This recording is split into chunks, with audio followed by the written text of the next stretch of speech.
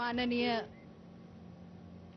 Bharat Ratna doctor Babasaheb आंबेडकरांच्या 134व्या जयंतीनिमित्त राज्यामध्ये विविध कार्यक्रमांचं आयोजन करण्यात आलंय।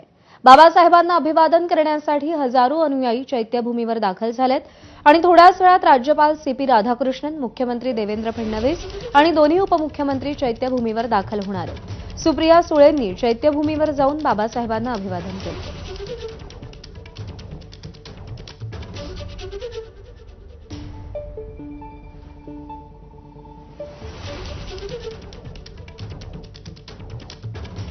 बाबासाहेबांचा उल्लेख, त्यांचे विचार आज जगभर पसरत आहेत आणि त्यांचा जन्म आणि कर्मभूमी हे भारत राहिलंय, ह्याचा आपल्या सगळ्यांनाच आणि मला स्वतःला सार्थ अभिमान आहे। आता जवळपास त्या गोष्टीला 3-4 वर्ष झालेली आहेत। सरकार ज्या स्पीडनी ते काम आत्तापर्यंत पूर्ण व्हायला हवं होतं ते झालेलं नाही, दुर्दैव आहे।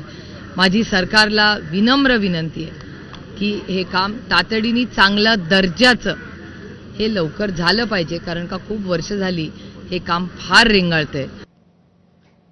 आणि नागपूरच्या दीक्षाभूमीवर सुद्धा भारतरत्न डॉक्टर बाबासाहेब आंबेडकर यांच्या जयंतीचा